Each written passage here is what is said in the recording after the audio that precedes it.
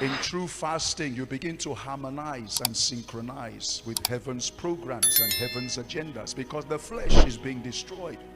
Your own mental thinking is being removed. Spiritual pathways are being created. Angels start to ascend and descend. You begin to create what we call open heavens. Veils, heaviness, darkness begins to shift over your life. Under true fasting, there's a lot of breakage in the realm of the spirit. I want to say, every great general I've ever met in the Bible, there is ranking and there is a difference. The greatest in the Old Testament, you can talk of Moses, you can talk of Elijah. Those men used to go 40 days, no food, sometimes no food and no water. Moses did that 2 times. In the New Testament, of course, there's no other ranking prophet you can rank with Moses and Elijah. In the New Testament, the highest ranking, you talk of Jesus. He went 40 days. The next person, you talk of Apostle Paul. He says, I was in fasting often. Except you don't want to be a ranking Christian. Except you just want to be an ordinary Christian. No problem. Eat as you like. But if you want to ascend and create impact in your generation, then you have to bring down your flesh. Recently, one of our fathers celebrated 80th birthday. That was Opkai. And the person who came for his birthday celebration was Papa Adeboye. Uma is 80, Adeboye is 80. I hope you know that Adeboye does 40 days fasting every single year with no food. Every year. He's 80. He's still on his 40 days. Any day he stops, he will tell you God's grace will stop. Because God doesn't dash power to any man. Anyone who wants to carry God, you pay the price in the secret, so God will reward you in the open. Papa Omar, I got closer to Omar in the early 80s. I was going to Bible college around 85, 86. And I answered the call. I'm 40 years as a pastor in this city, so my ministry goes way back. And that time I was in Uyo schooling, and Papa Omar's house was very close. And Papa Omar helped me to know 1 or 2 things. Number one, he talked about the tithes of your time. That any child of God who cannot give God the tithe of his time cannot rise in the spirit. What is the tithe of your time? 2 hours, 40 minutes every day. And Omar told me, I, your father, I give God a double tithe. That is 6 hours. Omar cannot step out from his house without covering 6 hours. That is his life for over 50, getting to 60 years of ministry. I learned that from him. He's the one who schooled me and challenged me. I pray 7 hours every day of my life. No single day will I never cover 7 hours, because I had a father who mentored me and tutored me that you can never see God except you're ready to pay the price. It's the same Umar. I like to go and meet him almost every year. I'm going to go to see him next week because of the encounter I just had last week.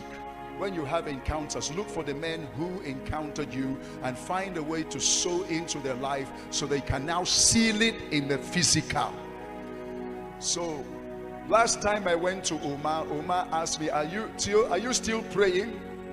That I, your father, I am still fasting 280 days every year. Any day I stop, God will remove his hand.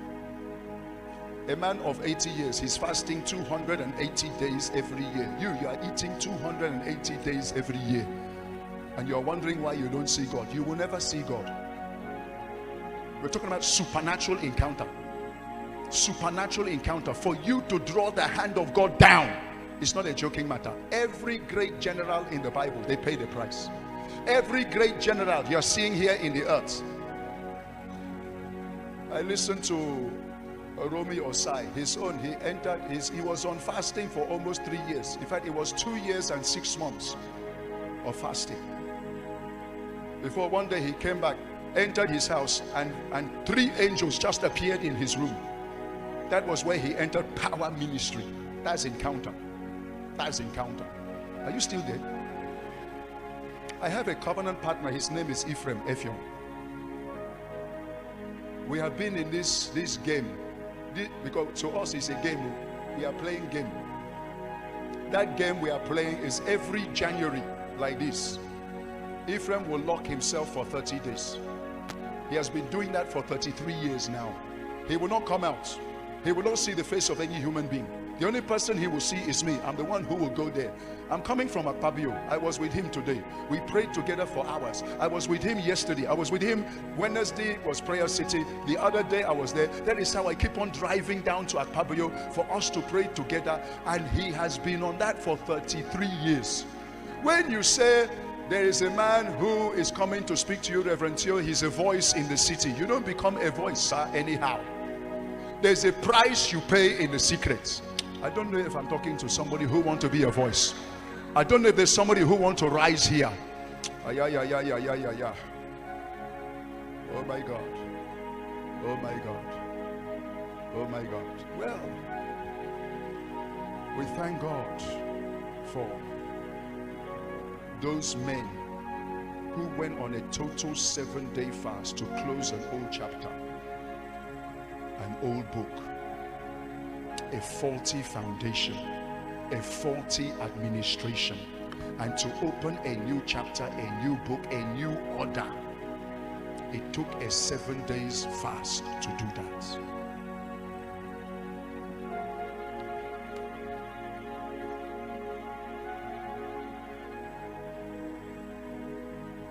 My own foundation took me a lot. It took me 11 years to handle, because my father was the national president of Ogbuni, and my father's house was the national headquarters of Ogbuni. If you don't know what is called Ogbuni, every power that holds the government of Nigeria is Ogbuni. My father was in charge of Ogbuni, and every governor and every man who enters any place, you must come to my father and bow, and you must know how to pound brand new live babies in mortar and eat the flesh and drink the blood to enter power. My father was the man in charge.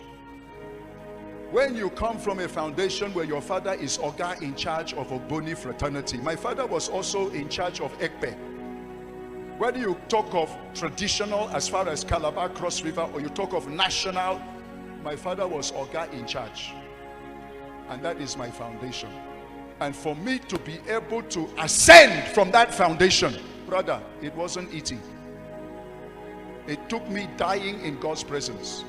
When I was your age, I believe you are, most of you are youths I'm talking to, you are in your 20s, most of you.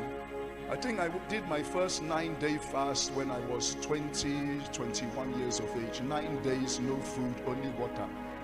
That same year, I did a 21-day fast, no food, only water. And then the next year, I did a 30-day fast, no food, only water. Why all of this fasting? You go and try and live in Ogboni headquarters. My father's house, that's the place we call Prayer City today. Before you see Prayer City, before you see a new foundation, a new order, somebody died. Somebody paid a price. That was the place all the sacrifices that hold Nigeria used to take place. And so for me to close that chapter and raise a new order, I have to pay a very heavy price.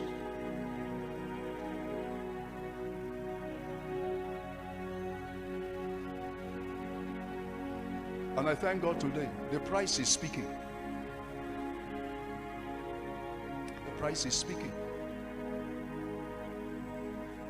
When I came to Nigeria, God called me at the age of 20. I was not brought up here in Nigeria, I was brought up in London. I spent my first 18 years of my life. I was born in Calabar.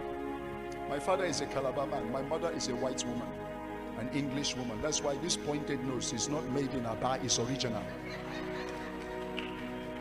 So I was born in Calabar. Before I can say Idemfo, they have taken me to London. And I spent all my schooling in London, from kindergarten, nursery school, primary school, secondary school, going to higher institution, when the hand of God came upon my life and said, leave your motherland, come to your fatherland for the healing and deliverance of your people. In those days, I had my own house. It was a duplex. I had my own car, Triumph Herald, 250. I bought it with my own money. I had my own motorcycle, Kawasaki 250. I had a 10-gear racer bicycle.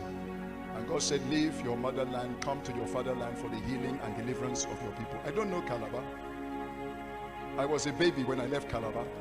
I've never eaten gari before, not to talk of draw soup. I don't know the language. I don't know the culture. And God said, leave London, come to Nigeria. I didn't argue. I sold all my properties. Within 2 weeks, I landed here in Calabar. When I came to Calabar, I said, let me take over the shoes of my father. My father was the greatest lawyer in the whole of the South. He had the largest chambers, law chambers, in the whole of Cross River, Akwa Ibom, down to Abia, down to Rivers. My father was an international lawyer that used to represent Nigeria in all the international courts. Any international case, my father will represent Nigeria. My father was one of the people who wrote the Constitution of Nigeria with Rotimi Williams. Rotimi Williams was the best man to my father when he married my mother.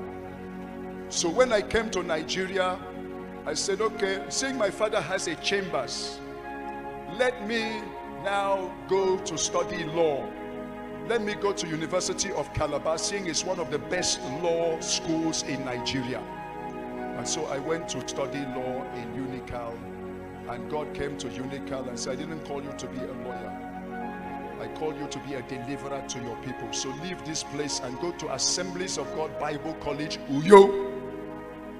I did not argue with God.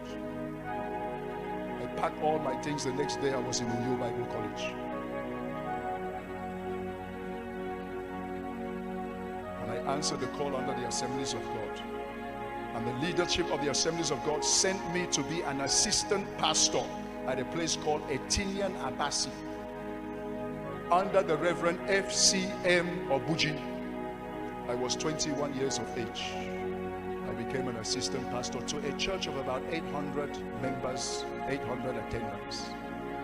And my senior pastor said to me, Theo, I am leaving the work in your hand. Why I brought you as an assistant pastor, I am doing my degree course at Umuahia. And I will not come back except month ending. We do accounts. First Sunday, second Sunday, third Sunday, you're the one to preach.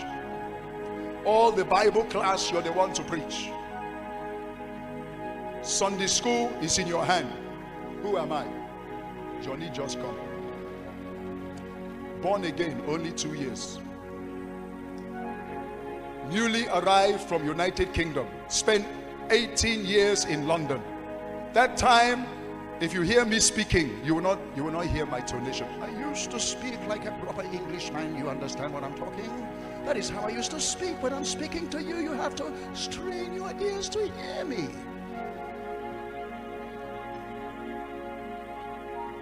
And that was how a church of 800 within 3 months reduced to 700, 600, 500.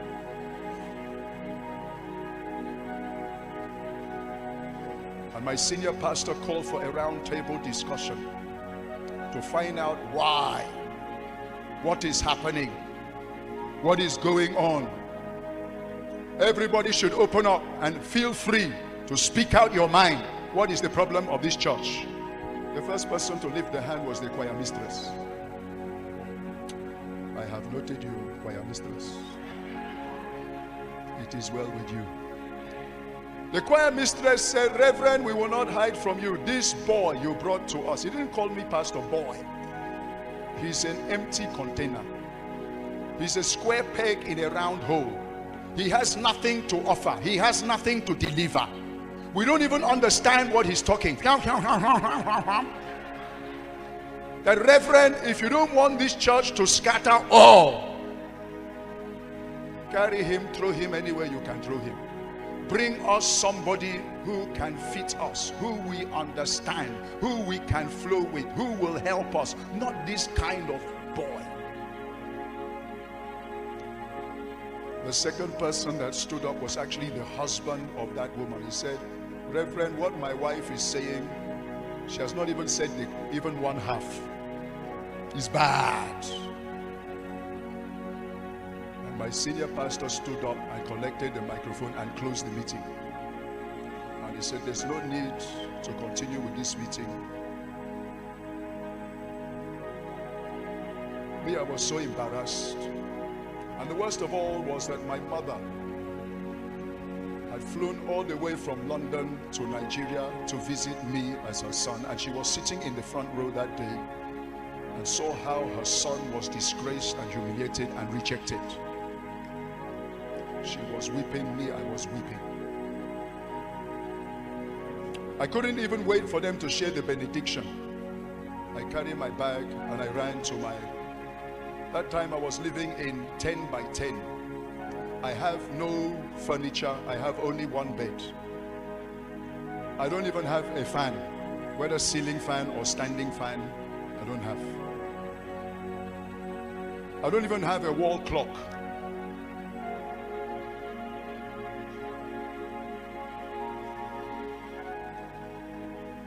I was operating at a very low level in life, and I threw myself on the floor and I began to cry like a baby. Maybe you don't understand because you have never known what it means to leave United Kingdom and sell all your properties in obedience to God to come for a people, and the people you come for have rejected you.